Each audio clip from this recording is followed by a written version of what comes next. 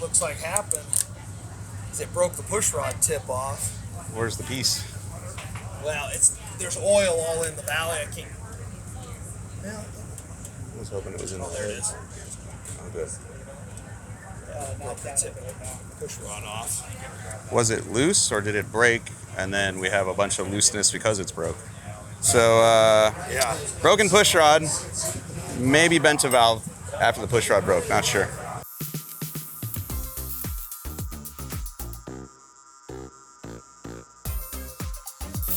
What up? It's Finnegan hanging out here at Wild Horse Pass Motorsports Park in Chandler, Arizona for the World Finals of Drag Boat Racing. Yes, we are here to compete.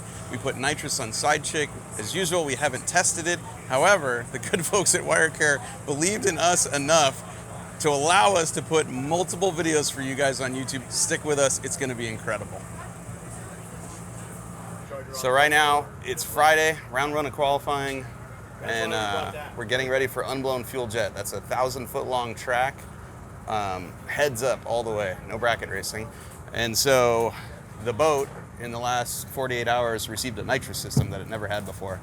And so we're currently setting our flowing fuel pressure through the nitrous system, which is important. So Joe's gonna turn the fuel pump on. I'm gonna look at this giant gauge, and we're looking for 7.5 PSI of fuel pressure for the nitrous system, not the motor. All right. Alright, that's 8. That's too much. Alright, go ahead and shut it off. And then just try it a couple of times.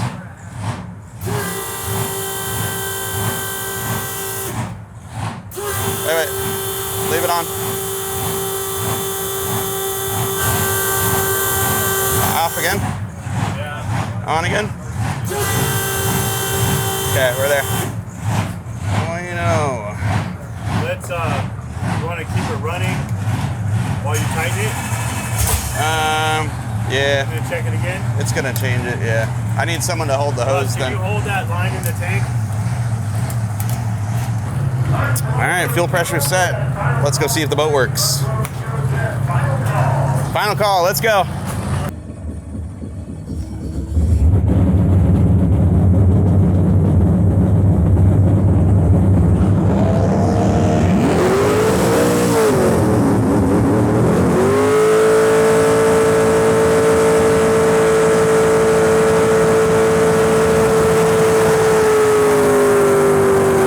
Ever want to see what the very definition of not only running out of talent is, but also having a week, it's right here, right? This is what's happened this week. On Monday, I broke Blasphemy. It's fixed now, but I broke it. Then I flew to Vegas while Joe drove to California to pick this up. When he picked this up, the transmission in the roadkill ramp truck exploded. So we got that going for us with us.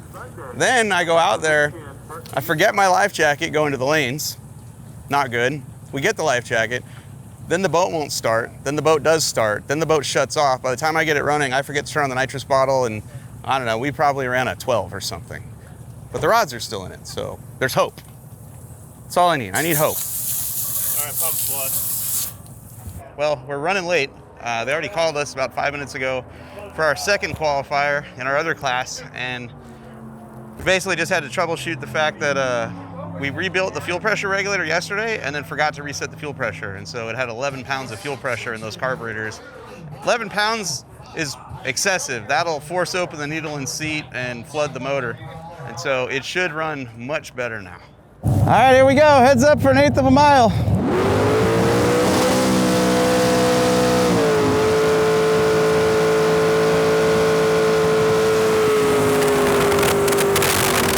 That totally makes up for the fact that we broke the ramp truck and all the other stuff that's gone wrong this week. Let's party. We have 2 more shots at this today.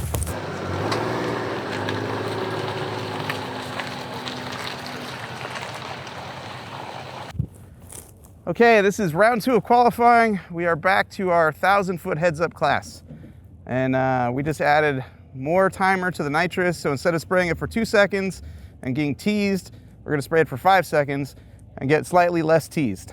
And 5 seconds is not enough to get all the way down the track on the bottle. We'll run out the back door on motor. And then we'll decide again, you know, is it happy? Can we put more to it? I hope so.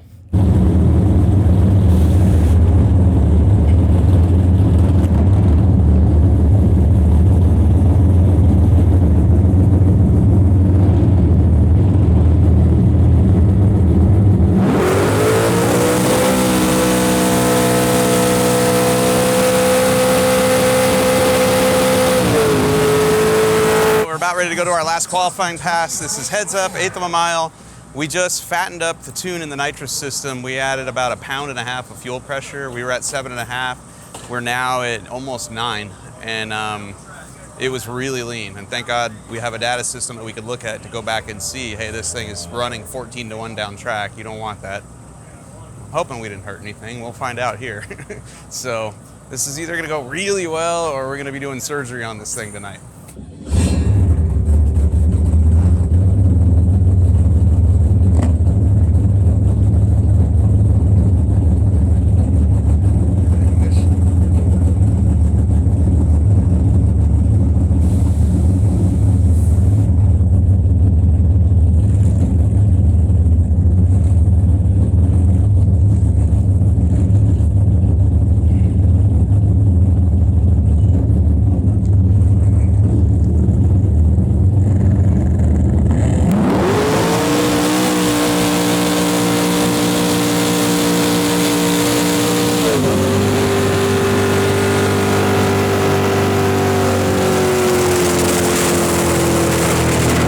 Between our third and fourth pass, we looked at the data. The air fuel ratio said it was dead lean. The spark plug looked lean, not real lean, but lean. And so we cranked the fuel pressure up from 7.5 PSI to 8 3/4, and it just went slower. But oddly enough, it wasn't shooting ducts out the exhaust like it did when it was lean.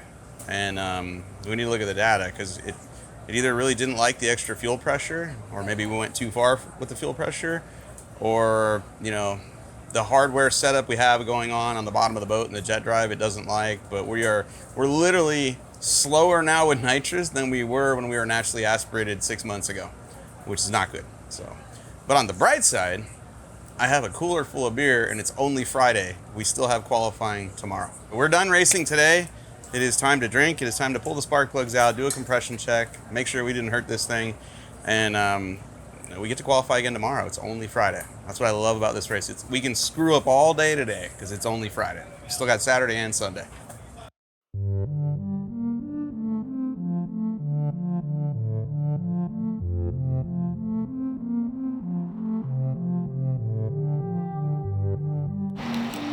You guys ready for this? Day 2 of qualifying.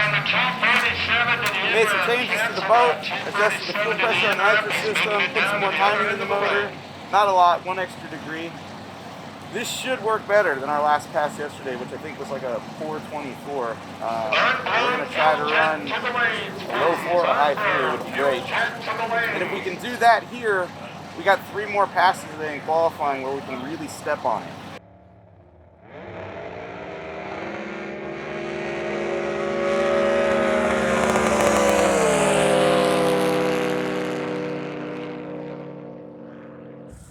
Right now we have a little bit of a drama because we were in the water when they called us for our next class. And according to the rules, you get 30 minutes from the time you make your pass to the time you got to be there again. So I think we still have time. They already told us we missed our call, which I don't believe. So we're going to go up there and argue. Stressed out, man. I need more passes. Can't give them away. I mean, the rule book says half an hour. I have one more truck dead. Do we have time to put him out there? Sure. Hell yeah. Thank you.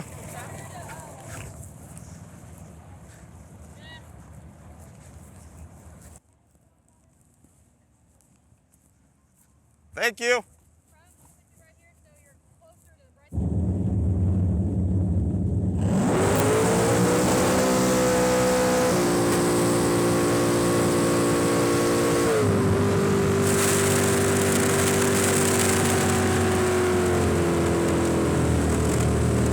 That last pass was not great. Engine's still popping out of the exhaust.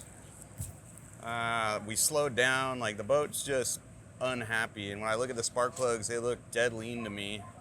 They don't show really much timing on the ground strap. Like, we've been really conservative at this point because it's popping, and I think we need to put some fuel to it and maybe put a little, maybe 1 more degree of timing to it and see what happens. I noticed we had a spark plug that looked like it wasn't firing. We did a compression test on the number 3 cylinder and we have no compression. So now we're going to take the valve cover off, see if the rocker arm's still attached. It broke the push rod tip off. Where's the piece? Well, there's oil all in the valley. I can't. Well, I was hoping it was in oh, there it is. Oh, good. Broke the tip of the push rod off. Was it loose or did it break? And then we have a bunch of looseness because it's broke. Well, it's not. I mean, the stand is not loose. Okay. What we need is a spare push rod, and this rocker arm cup is still good. We put this right on Yeah. with a new push rod. I have push rods. I don't know if they're right, but there's push rods in the trailer. Well, I don't know how well this is going to work out, but we're going to go look for an exhaust valve for a cylinder head that maybe 4 people here are actually running. And I don't even know what size it needs to be, but I don't want to rip it apart only to find out it's the wrong valve. So I've been making phone calls trying to find out what was put in this motor and then see if anyone's got a spare laying around here, you know. Wish me luck. So Austin has valves out of his motor, which is a Ford, not that it matters. Valve's a valve. Problem is, different cylinder heads have different lengths, and so his valves might not be the same length that I need for my cylinder heads. So we still don't have valves yet. We also don't know what valves we need, and we're really not competitive right now, so my motivation to rip that apart just to find out what a valve is in it and then find out nobody's got it is pretty low right now. It's partly motivated by cocktails and beer that are here. So if I get a valve in my hand that someone says this might be correct, I'll rip it apart. Otherwise, the guys have worked themselves to the bone just to get us to this race.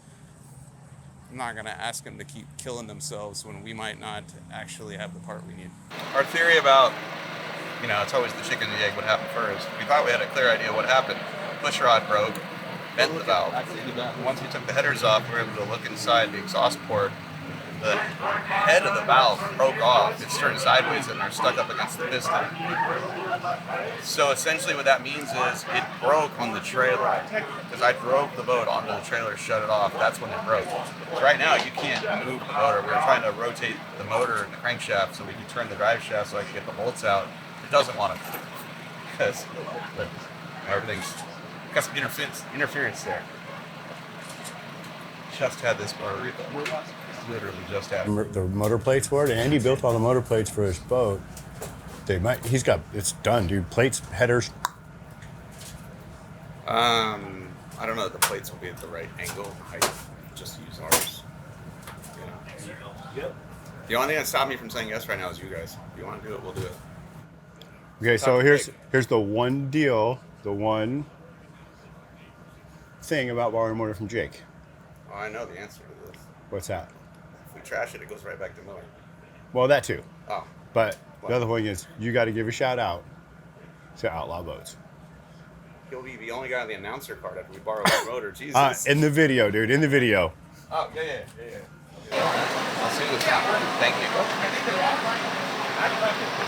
Borrowing a motor again. This time it's not coming out of a Gremlins. I think we're going to be okay. It's going about as good as it always does. The new motor is very similar to the old motor with just a bunch of little things that are slightly different. So we're probably going to have to get creative with some plumbing and some wiring, but I'm pretty sure it's going to work. Right now we're wrapping up the rear motor plate.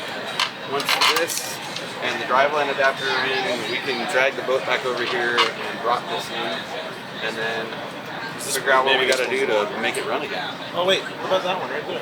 Just drop it. Okay, so we're real close to firing this motor. It's in the boat, it's bolted down. I think most of the hoses are hooked up. Now we have to wire it.